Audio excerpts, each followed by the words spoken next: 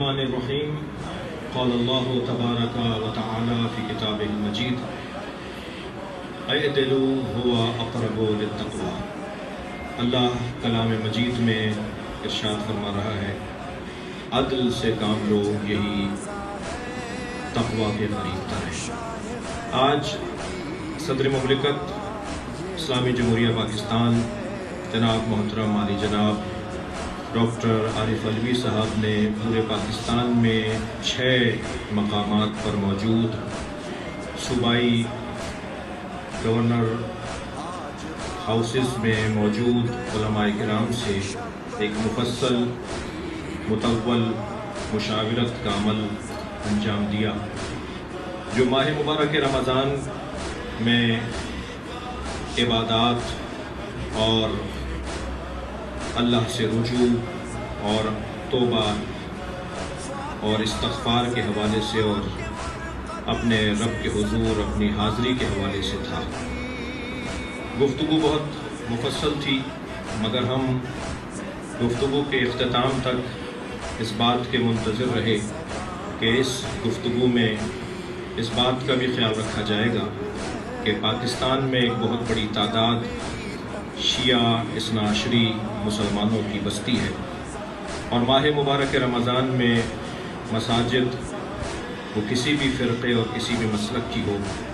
وہ آباد ہوتی ہیں، رونقیں بحال ہوتی ہیں، قرآن مجید کی تلاوت ہوتی ہے، تفسیر قرآن کی محافل و مجالس ہوتی ہیں۔ خاص طور پر امیر المومنین مولا علی علیہ السلام کی روز شہادت اسی مہینے میں ہے، اور آپ کو اسی مہینے میں ضربت کے ذریعے سے شہید کیا گیا مسجد کوفہ میں۔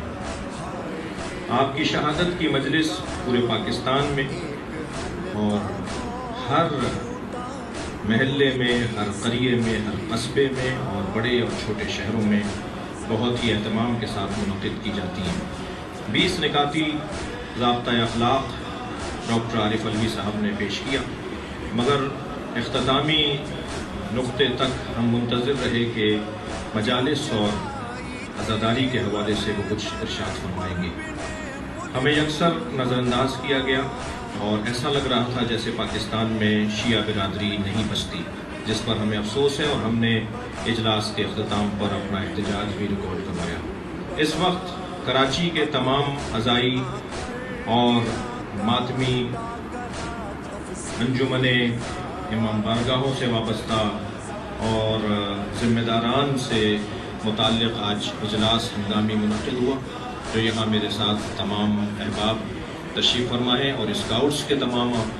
ذمہ داران تشریف فرما ہیں، اور اس اجلاس میں یہ طے پایا کہ کیونکہ مولا علی علیہ السلام کی شہادت مجالس اور جلوس کے حوالے سے حکومت وقت نے کوئی اظہار اور کوئی واضح اپنا نقطہ پیش نہیں کیا، ہم منتظر رہیں گے مناسب جواب کے اور مناسب رابطے کے، اور اگر چند دنوں میں آئندہ چند دنوں میں ہم سے مناسب انداز سے رابطہ نہیں کیا گیا تو بہت جلد ایک مکمل مفصل لاہ عمل کا اعلان ایک پریس کانفرنس کے ذریعے سے کیا جائے گا۔ اللہ ہم سب کو اپنے عبادت گزاروں میں، سرکار دو جہاں کے پرستاروں میں اور خاتمیت کا اقرار کرنے والوں میں اور مولا علی اور اہل بیت عصمت و طہارت کے چاہنے والوں میں شمار فرمائے۔ والسلام علیکم ورحمۃ اللہ وبرکاتہ۔